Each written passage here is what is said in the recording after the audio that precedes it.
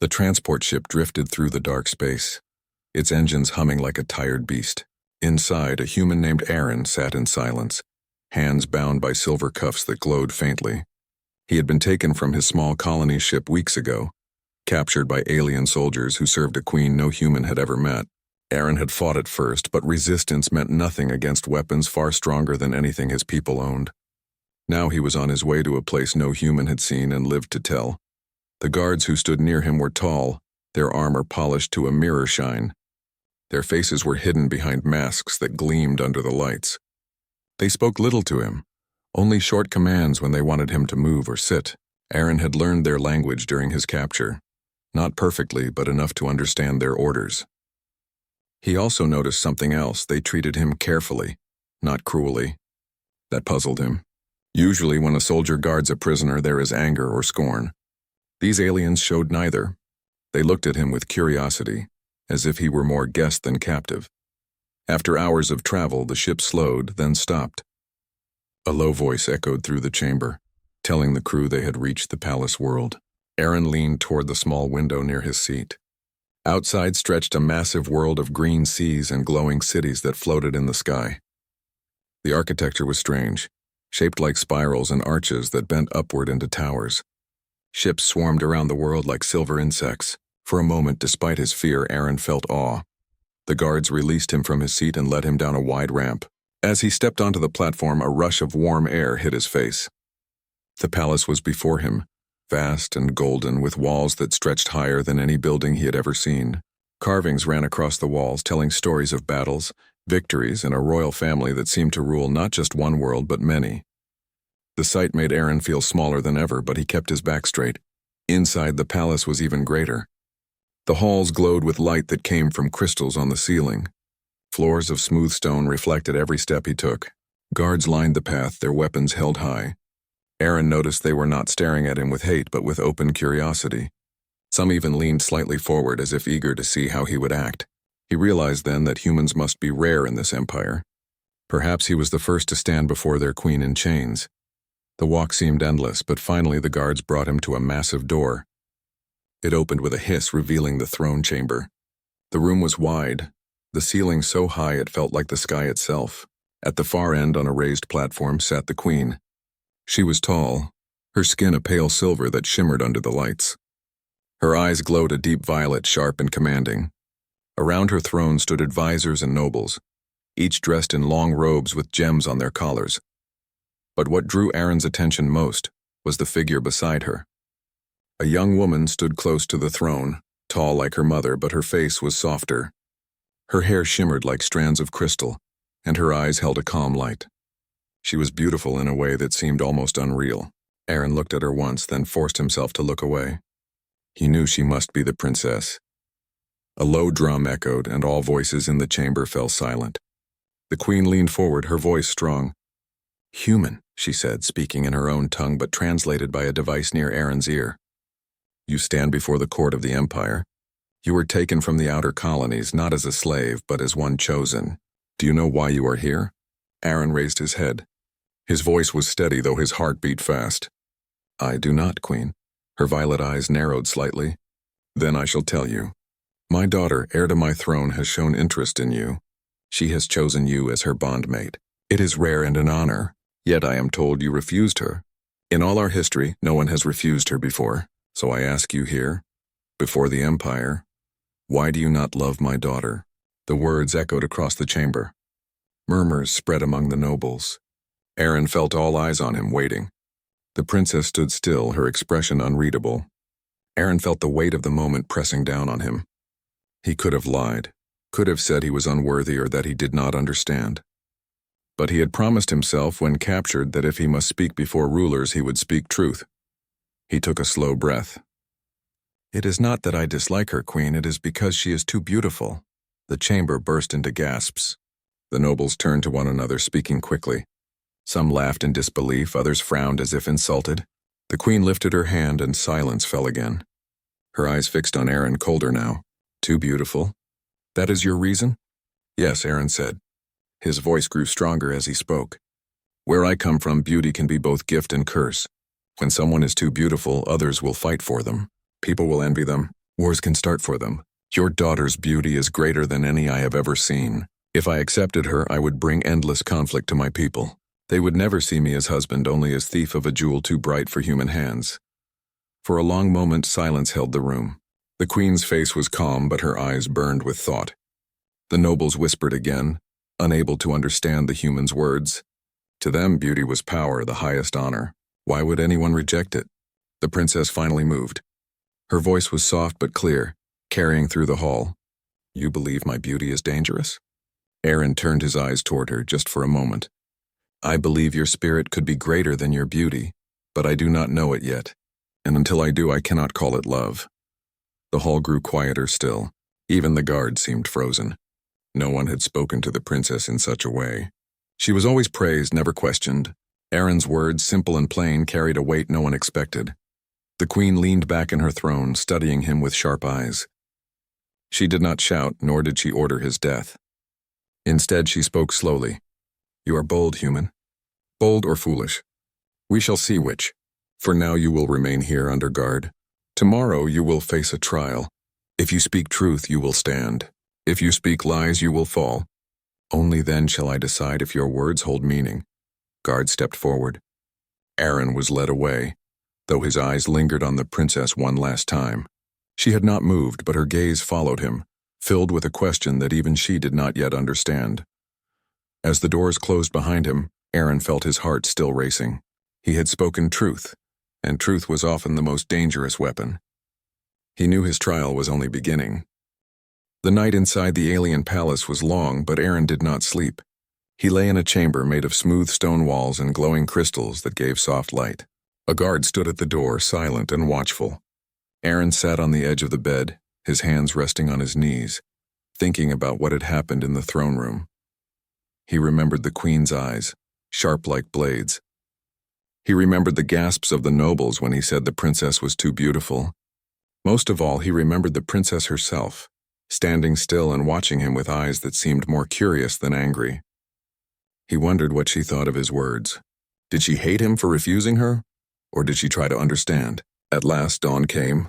The door opened with a hiss and the guard stepped aside. Another soldier entered, taller than the rest, carrying a staff with glowing edges. Human, the soldier said in a deep voice. The queen calls you again. Your trial begins. Aaron stood, straightened his shoulders, and walked between the guards. They led him through winding halls filled with symbols and statues. Each carving showed victories of the Empire, alien warriors standing tall with banners of light. Aaron noticed the pride carved into every stone. This was a people who valued strength, victory, and appearance above all. He wondered if his words had already sealed his fate. The trial chamber was not like the throne room. It was round with a pit in the center and high seats arranged in a circle. Nobles filled the seats, their robes bright with jewels. The queen sat at the highest point, her daughter beside her. The princess's face was calm, but her eyes followed Aaron closely. The queen lifted her hand and the chamber fell silent. Her voice rang clear. Human, you spoke yesterday of beauty as danger. Today you will prove if your words are truth or weakness. The trial will test you. Fail and your life ends. Pass and we shall see. A gong sounded. The floor of the pit shifted, glowing with strange light. Out of the shadows stepped 3 alien figures, each carrying a different mask. The first mask shone with gold, the second with silver, the third with crystal. The queen spoke again. These are the masks of illusion. Each one will show you what you most desire. Many who face them lose themselves. If you can resist, your words may hold weight. The first figure raised the golden mask. A beam of light struck Aaron, and suddenly he was no longer in the pit. He stood in a human city, tall towers around him, crowds cheering his name. Soldiers marched under his command, and banners with his face flew in the wind. Aaron felt power in his veins, the kind of power no human had ever dreamed of. But then he remembered the queen's words. This was illusion. He closed his eyes, took a breath, and said aloud, "This is not real. I do not need glory." The vision faded, and he was back in the pit. The nobles whispered, surprised. Few resisted the first mask. The second figure stepped forward, holding the silver mask. The light touched Aaron again, and this time he stood in a warm home. His family, whom he had left behind on the colony ship, stood before him. His mother smiled. His father placed a hand on his shoulder, and his younger brother laughed with joy. Aaron felt his chest ache. He wanted to stay. He wanted to hold them. Tears touched his eyes, but he forced himself to speak. I carry them in my heart. But this is not real. I cannot stay here. The vision faded once more. The nobles grew louder in their whispers, some shaking their heads, others staring with wide eyes. The third figure lifted the crystal mask. Light struck him again. Aaron saw the princess standing before him, her beauty shining brighter than the stars. She reached out a hand, her voice soft and warm. "Stay with me," she said. "Be mine and I will give you peace. You will never be alone again." For a moment, Aaron's heart wavered. She looked so real, her eyes so gentle. But then he remembered his own words from the throne room. He remembered why he had spoken them. He shook his head and stepped back. "You are more than beauty. If I love, it must be for spirit, not for a dream." The vision shattered like glass. Aaron stood alone in the pit, sweat on his brow but still standing. The chamber was silent for a long time. Then voices rose, louder than before. Some nobles clapped their hands in respect. Others argued, saying the human was dangerous, that he should not live. The queen raised her hand again and silence returned. Her eyes glowed with new light as she studied him. "You resist glory, family, and even desire," she said slowly. "Few in this court could do the same. Perhaps your words are not empty. Yet a second trial remains. This time it is not illusion, it is truth." She turned to the princess. "Daughter, you will question him. Ask what you wish." The princess stepped forward. Her steps were calm, her eyes fixed on Aaron. When she spoke, her voice was gentle but strong. "Human, you say my beauty is too much. Tell me then, what do humans truly love? What do you seek in others, if not beauty?" Aaron met her gaze. He spoke slowly, carefully, so that all could hear. "We seek kindness. We seek trust. We seek courage to stand when the world falls. Beauty fades, but heart remains. A human does not love what can be seen with eyes alone. We love what can be felt with the soul." The chamber grew silent again. The nobles looked at one another, unsure how to answer such words. Many of them had lived their lives chasing appearance, rank, and glory. To them his answer sounded strange, even foolish. Yet in the silence, Aaron saw the princess's eyes change. For the first time she looked uncertain. She seemed to question herself, as if his words had struck something deep within her. The queen studied her daughter, then turned back to Aaron. "You speak of things my people do not value. But your words touch my child, and that is rare. Perhaps there is more to you than defiance." She lifted her hand once more. "Your life is spared for now. You will remain in the palace as guest, not prisoner. But know this, human. You walk a narrow path. One wrong step and you fall." The gong struck again. The guards came forward, but this time they did not bind him. They led him from the pit and back to the halls, yet their eyes were different now. Some held respect, others fear. As Aaron walked, he thought of what had happened. He had faced illusions of power, family, and beauty, and he had stood firm. He had spoken truth before nobles who did not understand. And most of all, he had seen doubt in the eyes of the princess. That doubt might be the key to everything. In her chamber later, the princess sat alone. She thought of the human's words, simple yet strong. All her life she had been praised for her beauty. No one had ever asked about her heart. For the first time, she wondered who she truly was beyond her appearance. And for the first time, she felt curiosity toward a human who had dared to refuse her. The palace grew restless after the human's trial. Word spread through the halls and across the city. Everywhere people whispered about the strange prisoner who had resisted the masks of illusion and spoken boldly before the queen. Some nobles called him a danger, a voice that could not be trusted. Others said he was a curiosity, perhaps even a gift, sent by fate to test the strength of their ways. Aaron did not hear their whispers. He spent his days in a chamber that was no longer locked, though guards still waited outside. He was given food, water, and even books written in the alien script. Slowly, with effort, he tried to learn their language more deeply. He thought that if he was to survive, he must understand them as much as they understood him. But peace could not last.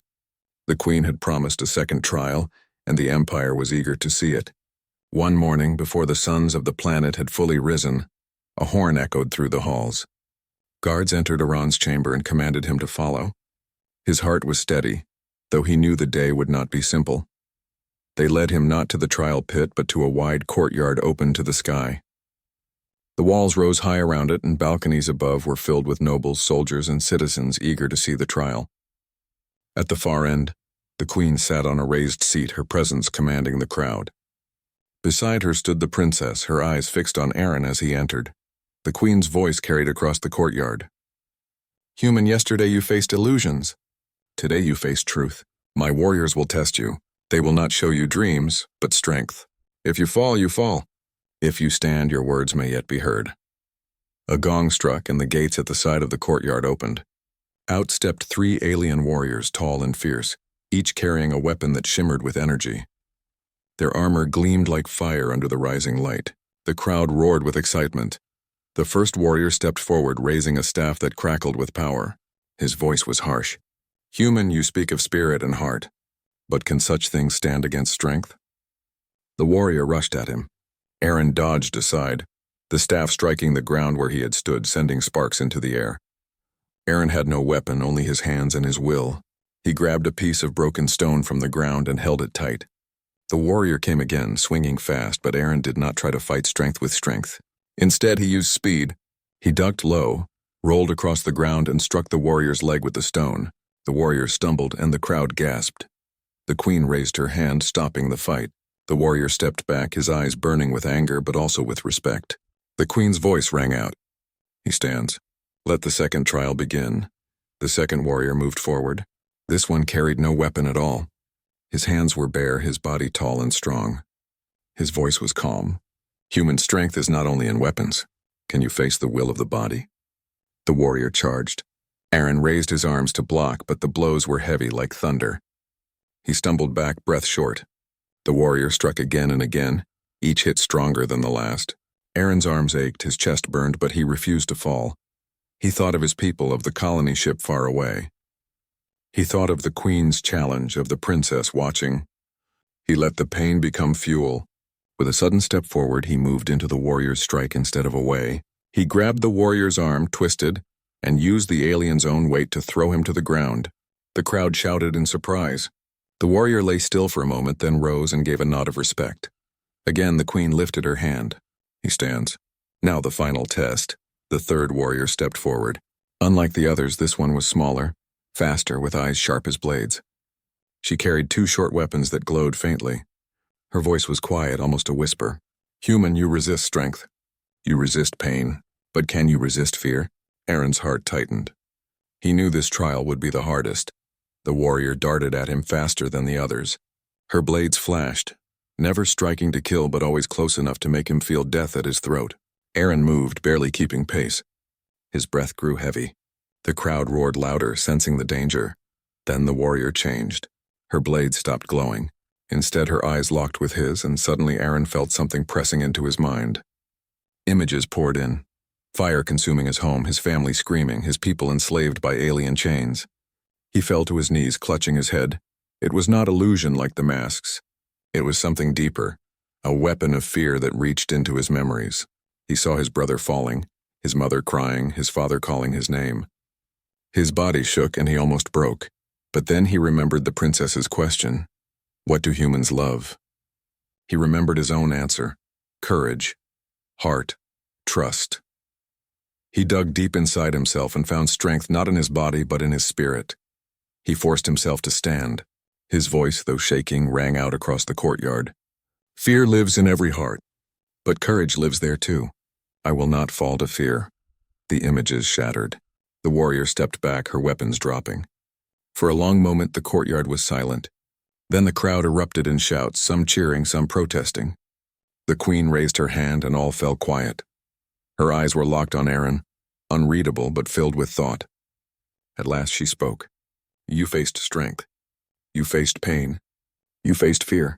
And you did not fall. Few among my own warriors could say the same. She turned to the nobles, her voice sharp. What say you? Is the human worthy of life among us? Voices rose. Some shouted yes, others no. The chamber split with argument. The queen lifted her hand again, silencing them. Enough. I will decide. Her gaze returned to Aaron. You live, human. You have shown truth in your trials. But know this, your journey is not ended. You speak of spirit and heart, but words are easy. Soon you will prove them not in battle, but in choice. She turned to her daughter. And you, my child, you will walk with him. Learn from him. Judge him not with your eyes, but with your soul. The princess looked startled, but then she bowed her head. Yes, mother. The queen stood, her voice echoing across the courtyard. The trial is done. The human has stood. Let the empire remember this day. The crowd roared once more, though their voices were divided. Some cheered, others whispered darkly. But Aaron heard only the queen's words. His trials of strength were over. Now new challenges would come, not of battle, but of heart. That night, as he rested in his chamber, he thought of the princess. Tomorrow she would walk beside him. And tomorrow perhaps the true test would begin. The morning sun touched the palace with a soft glow, turning the walls into gold and silver. Aaron woke to the sound of quiet footsteps outside his chamber. A gentle knock came on the door, followed by a calm voice. Human, it is time. Aaron rose, adjusting the simple tunic the palace had given him. Today was not a trial of strength nor illusions, but something different. Today he would walk with the princess herself. When he entered the corridor, he saw her waiting. She stood tall, her eyes calm yet searching. Her presence carried a quiet authority that was different from the queen's sharp command. She spoke softly. We walk together today. You will show me your world, even if it is only with words. I want to understand you. Aaron nodded. And I want to understand you. He realized he meant it. For the first time, the human and the princess faced one another not as prisoner and ruler, but as two people curious about each other. They walked through the palace gardens first. The gardens were unlike anything Aaron had ever seen. Plants glowed faintly. Flowers changed colors, and water flowed in streams that hovered above the ground. Butterflies of crystal fluttered in the air, reflecting the morning sun. The princess moved beside him silently for a moment, then spoke. Human, you have faced warriors, illusions, and fear. Yet you speak of courage, heart, and trust. Why do you value these things more than power or beauty? Aaron looked at her, thoughtful. Because power and beauty fade. They can be taken or lost. But courage and heart, once they exist in someone, cannot be destroyed. They are stronger than weapons or crowns. They build people, families, and even worlds. The princess considered this as they walked among glowing trees. She had grown up praised for her beauty, always admired, always envied, but no one had ever spoken to her like this. Her life had been a series of expectations, her choices limited by tradition. Aaron's words stirred something inside her, something she had not felt before, curiosity and a need to test herself.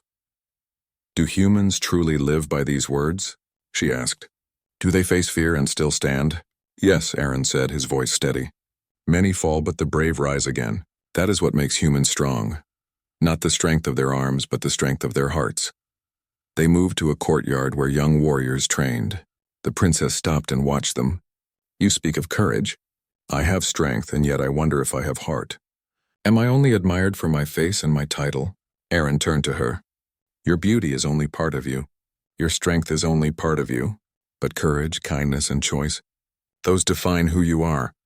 She looked at him closely, as if seeing him for the first time. And what would you see in me, human? Aaron hesitated. He did not want to insult nor flatter. He said simply, I would see who you choose to be, beyond what the world tells you to be. That is what matters to me. The princess walked beside him silently for a while. Then softly she said, Perhaps your people are different from mine. Perhaps I have lived too long in praise and envy. Aaron smiled gently. All people are the same in some ways. They want to be seen, to be heard, and to be trusted. That does not come from beauty or power. It comes from honesty. For the first time, the princess laughed, a sound soft and clear. It surprised Aaron because he had never expected to hear laughter from royalty. You speak plainly, human. No one has ever done that to me. As they walked, the queen's voice echoed through the gardens, calling advisors and soldiers for their daily duties. The princess looked toward the palace, then back at Aaron. You have already taught me something. Words can be stronger than commands, and truth stronger than power. Aaron felt a quiet warmth in his chest. He had faced illusions, strength, and fear.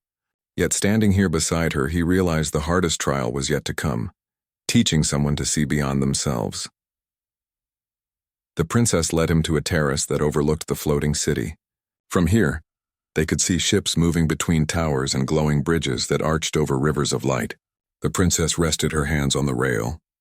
Tell me about your people, human. How do they live? How do they love? Aaron spoke of colonies among stars, of ships that moved through darkness carrying families and friends. He spoke of laughter and work, of struggle and hope. He spoke of children learning and adults teaching, of fear and courage intertwined. As he spoke, the princess listened with a quiet intensity, her eyes following the movements of his hands, her mind absorbing every word.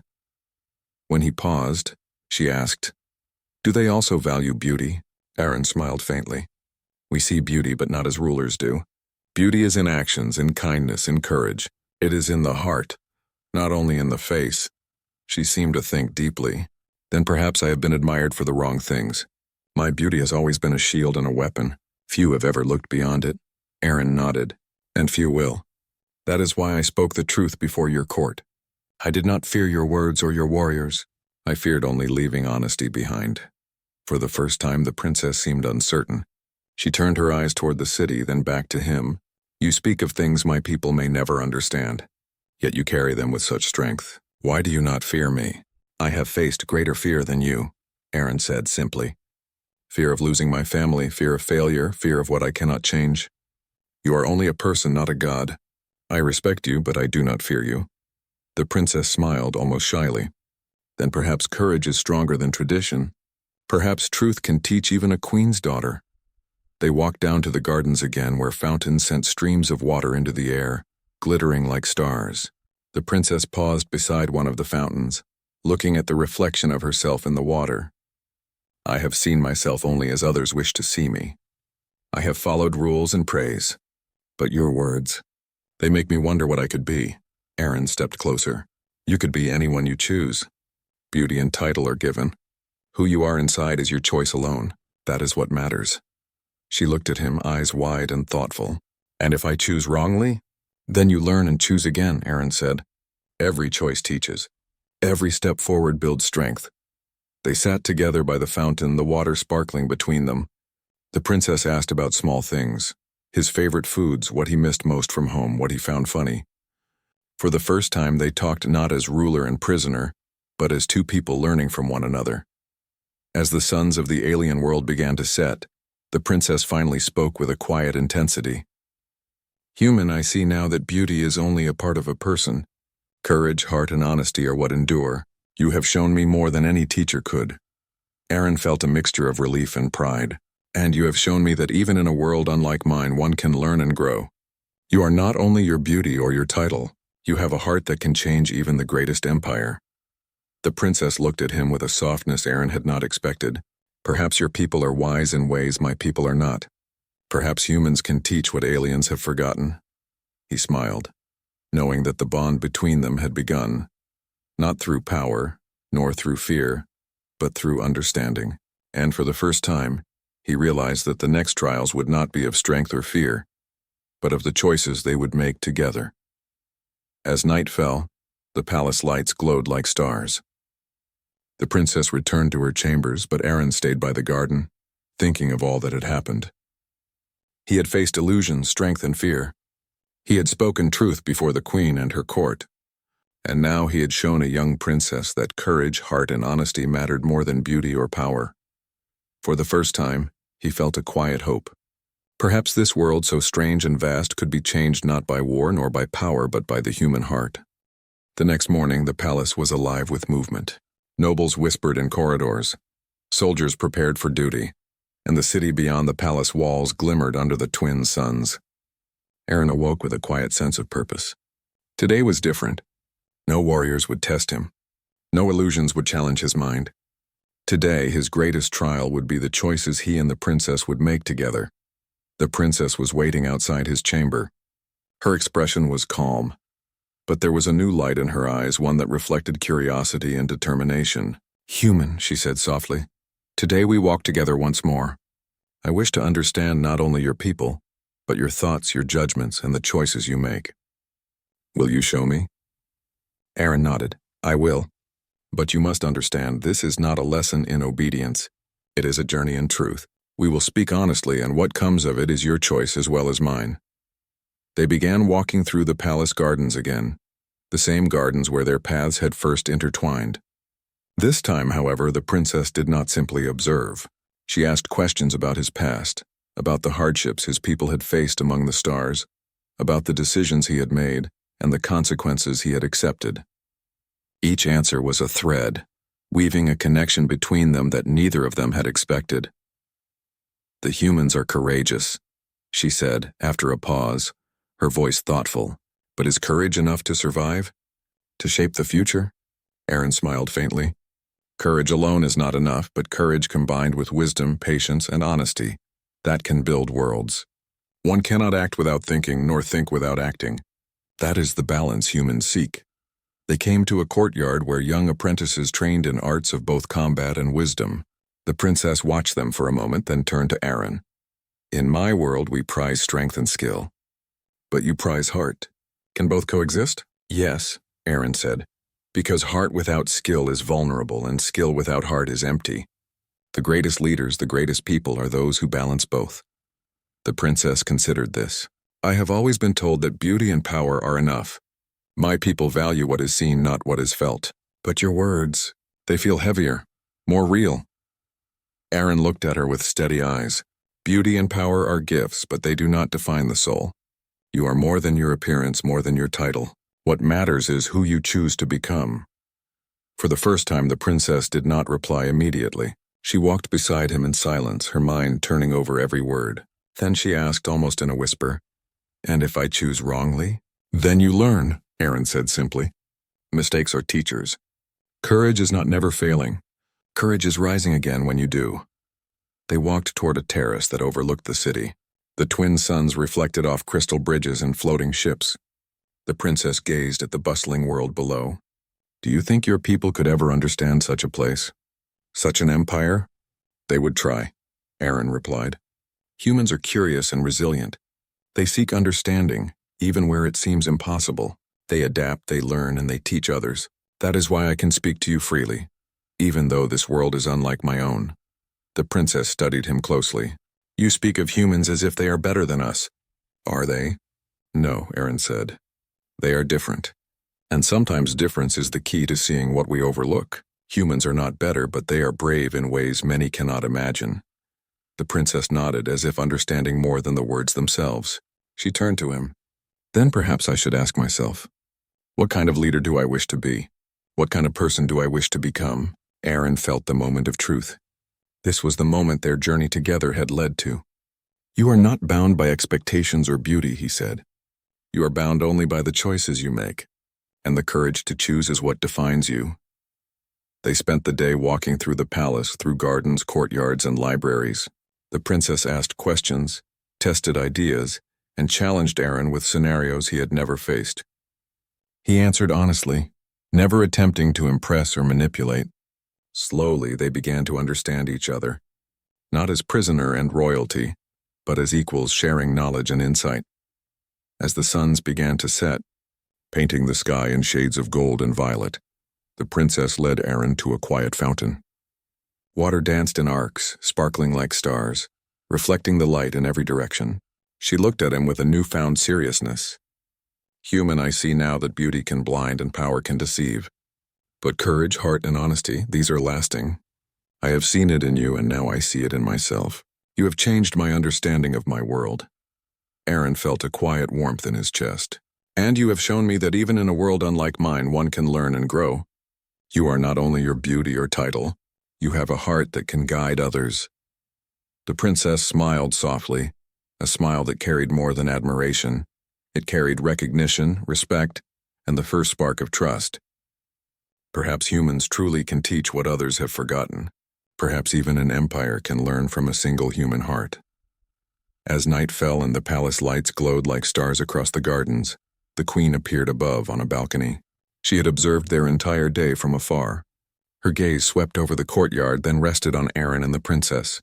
Slowly she descended, her steps deliberate and commanding. "Human," the queen said, her voice strong yet measured. "You have survived trials of illusion, strength, fear, and wisdom. You have faced my daughter and taught her lessons that few could impart. Your words and courage have proven what I once doubted, that humanity carries lessons beyond appearance, beyond power. You have not only survived, you have changed us all." Aaron bowed respectfully. "I did what I could, Queen. I only spoke truth, and I hoped it would be heard." The queen regarded him for a long moment. "Truth is a rare weapon. It is often ignored, yet it is the strongest. You have wielded it well. And now, my daughter, she turned to the princess, you have seen beyond beauty. You have seen heart. What you choose to do next is yours alone, and it will shape not only your life but the lives of many. The princess stepped forward. She took a deep breath and spoke clearly without hesitation. Mother, I see now that life is more than title, duty, and praise. I see that courage, honesty, and heart are what matter most. I choose to walk a path that values these above all else, and I choose to learn not from fear or expectation but from truth. The queen's face softened, a smile touching her lips. Then let it be known.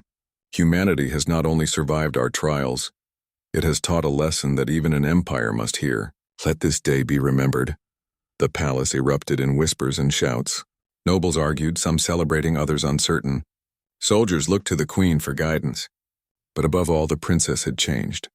She had begun to see herself not as a symbol of beauty, but as a person with choice, with heart, and with courage. Aaron stood quietly watching her. He knew the hardest part of the journey was over, but the future still held challenges. Yet he also knew that trust, understanding, and honesty could shape more than any weapon or crown. That night, the princess invited Aaron to dine beside her in the palace gardens. They spoke of small things, of hopes and fears, of human life and alien traditions. Laughter came easily and the conversation flowed naturally. It was not ruler and prisoner, not queen and subject, but two beings sharing truth and understanding. Before they parted for the night, the princess looked at him with quiet respect. Human, I do not know what the future holds, but I know this. You have taught me that heart matters more than beauty, courage more than title. For that I am grateful. Aaron felt a sense of calm, and I am grateful that someone so powerful could choose to listen. That is courage beyond strength. As he returned to his chambers, he looked back at the palace lights, sparkling like stars against the dark sky. He had faced every trial, illusion, strength, fear, and understanding. He had spoken truth to a queen and a princess, and in doing so had changed their world. For the first time since he had been captured, Aaron felt hope. Humanity had survived in the stars not only through strength but through courage, heart, and honesty. And now in this distant palace he had shown that even a single human could make a difference. He knew the journey was not over. Choices would still come, challenges would arise, and the empire would watch. But he also knew that truth, courage, and heart were weapons no one could take from him. Humanity had triumphed not through war, but through the strength of the human spirit. And as the night deepened, Aaron finally allowed himself to rest, knowing that the human heart had won the day, and that the princess had begun to see the world through eyes not blinded by beauty, but opened by courage and truth.